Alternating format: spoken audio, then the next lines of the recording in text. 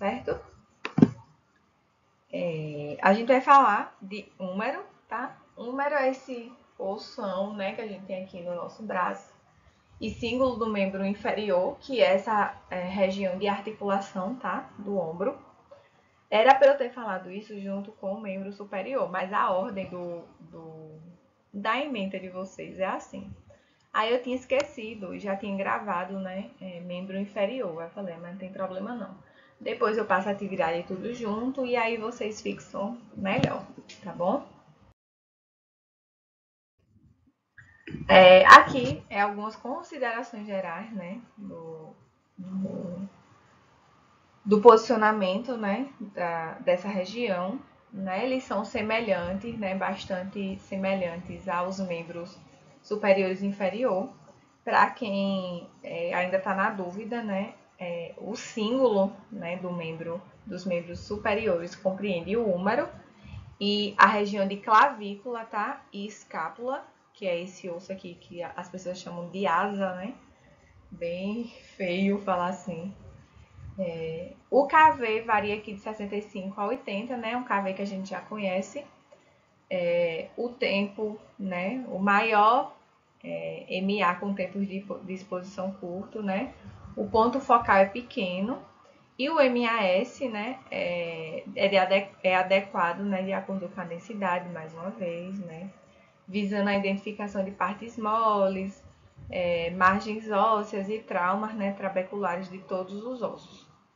Quando ele fala aqui que visa a identificação de partes moles, é porque a gente está numa região de muita articulação, tá? Mas lembrando que o objetivo maior, né, de exames de raio-x é sempre a identificação e avaliação, né, de partes ósseas. Quando a gente quer observar fisiologia, né, a gente quer observar órgãos e algumas doenças, né, a gente sempre opta por outros exames de imagem, beleza? Aqui a gente consegue utilizar, né, como proteção, né, o protetor de gônadas, né, que é essa região genital, tanto em homens quanto mulheres. Lembrando que em fase reprodutiva, essa proteção ela é muito mais, né, indicada do que em pessoas que estão fora da fase reprodutiva. Mas se você tem à disposição, né, esses protetores, não tem por que você só oferecer, né, para pacientes em fase reprodutiva. Não, você pode oferecer para todos os pacientes. Protetor de tireoide, tá? Que é essa região aqui do pescoço, né, de coluna cervical. A tireoide é um órgão, né, que produz vários hormônios, né, que são hormônios essenciais para a nossa fisiologia. Então, se a gente tem de repente um câncer na tireoide, né, que pode ocorrer a partir, né, da exposição excessiva à radiação, né, a gente tem sérios problemas de saúde, fazer reposição, enfim. Pulmões, né, e mamas também, que a gente protege, né, nessa região do tórax, né, que é toda através do avental pumbífero, que aí sim sempre tem, né, disponível em todos os setores de imagem que até hoje eu conheço. Né? Não sei aí como é a realidade de vocês, se vocês já têm acesso a esses lugares, mas pelo menos na minha vida, assim que eu me lembre, eu fiz raio-x 2 vezes. Uma vez quando eu era criança, que eu quebrei a clavícula, viu? Acredito, corri de menino pra quem. Quebrei, até hoje tem o lugar, eu sinto aqui o lugar emendado. E quando eu comecei a trabalhar, né, eu fiz um raio-x de tórax, que era exame admissional, e eu lembro que sim, tinha à disposição, né, esses protetores. E outra coisa, né, aí você pode pensar, mas eu tenho sempre que disponibilizar protetor. Tem, se o protetor ele não for atrapalhar a execução do seu exame, tá? Eu não vou fazer um raio-x de tórax e usar um avental pulvífero. Não, né? Então, a gente sempre tem que ter na cabeça isso, que se não for atrapalhar a realização do meu exame, eu posso utilizar, tá? E se eu não conseguir, porque atrapalha, eu tenho que entender que quanto mais breve possível realizar o exame, melhor para o paciente, certo? Aqui são as incidências, né, básicas e especiais que a gente tem nessa região de húmero e de cíngulo, né, do membro inferior. Então, basicamente, a gente vai ver superior, perdão. Basicamente, a gente vai ver aqui incidências de ombro, clavícula e escápula, tá? Essa primeira aqui, tá vendo? Mas vocês estão observando que a mão dele tá voltada para frente. Tá vendo? Essa voltação para frente é a posição anatômica. Lembra? Por isso que essa região aqui, ó, é a região de PA. Quando ele vai fazer aqui, ó, médio lateral, tá vendo que ele posiciona a mão para dentro? Que aí a gente consegue, né, ter o perfil, né, o lateral de húmero, certo? Aí aqui também, ó, tem uma incidência médio lateral, né, que é do meio, né, interno para externo. E aqui látero medial, né, que é da lateral para a região interna, né?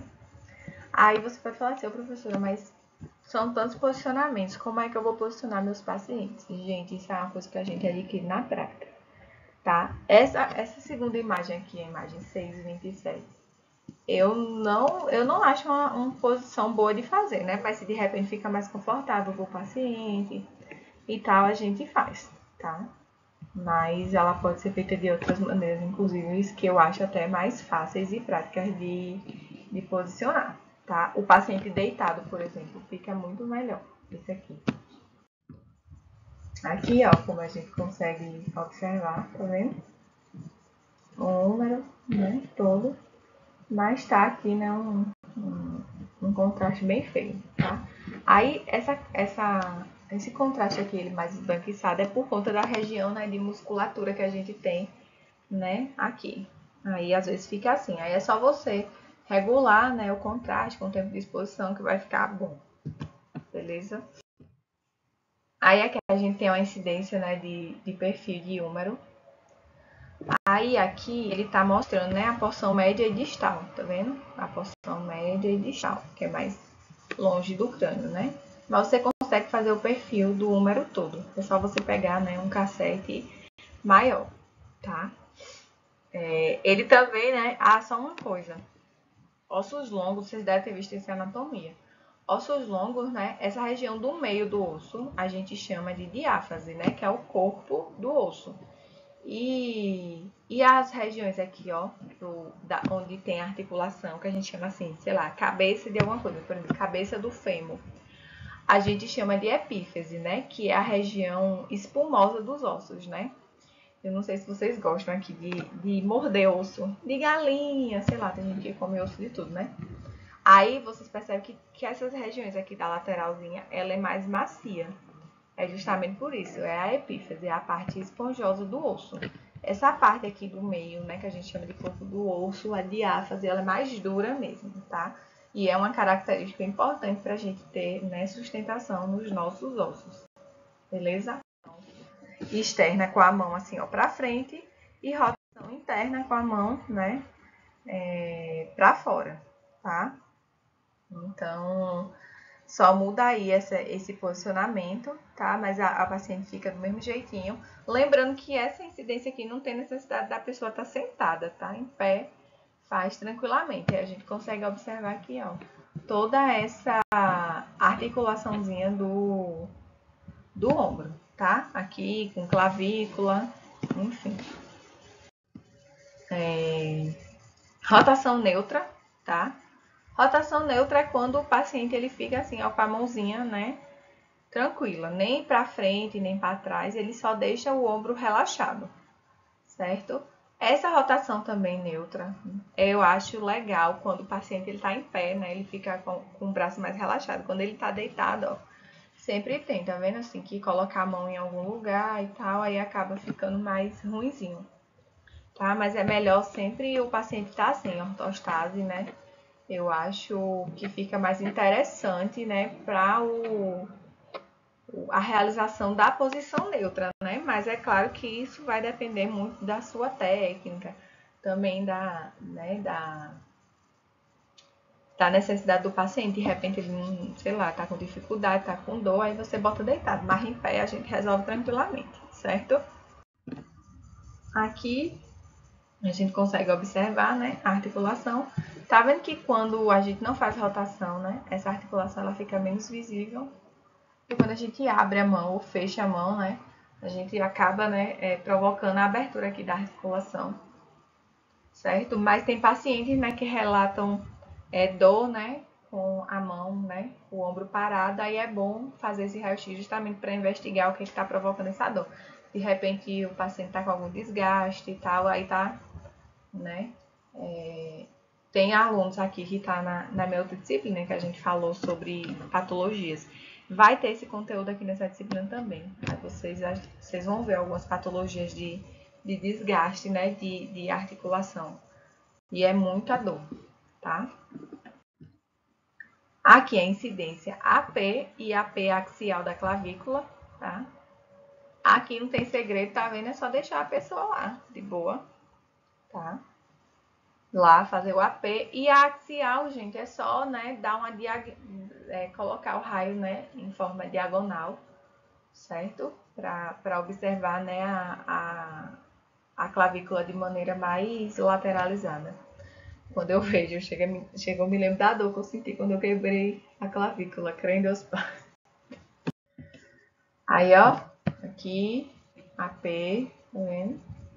Tá vendo? Ele tá falando aqui, ó, raio central a 0 graus, ou seja, não teve, né, não teve a diagonal, né, não tem aqui a imagem do raio-x, né, axial. Aqui é a incidência de escápula, tá? É só o paciente levantar mesmo assim o braço, né, para poder deixar a escápula mais em evidência. Aí dá para fazer tanto em ortostase como em decúbito, tá vendo? Em decúbito dorsal, ou supino, né, como algumas pessoas chamam. Também não tem muito segredo não, é só estender mesmo aqui, ó, e você colimar certinho aqui na região da escápula. Dá para fazer bilateral também, né, as duas escápulas, mas normalmente faz de uma depois da outra. Se conseguir o cassete, assim, que você vê que é uma pessoa que dá para você colocar, você pode fazer, né, tudo junto. Porque quando você, né, faz a abertura, assim, do braço, fica, né, expande. Aí pode ser que não caiba tudo no mesmo cassete. Mas se couber, não tem problema nenhum, tá? É só fazer primeiro uma, depois a outra. Vou aqui, como aparece também. Imagem ruim demais. Mas aqui nessa primeira imagem aqui, ó. Não sei se vocês estão vendo. Dá pra ver aqui a sombra da escápula. Não dá nem pra ver. Tá indo as costelas na frente. Mas a gente consegue observar. Aqui. Nessa aqui tá um pouco mais ruimzinho, mas a gente vê. Agora essa primeira aqui, ela é muito mais, assim, ela é mais difícil de fazer. Mas é a mais usada, né? Do que deixar o paciente assim, deitado.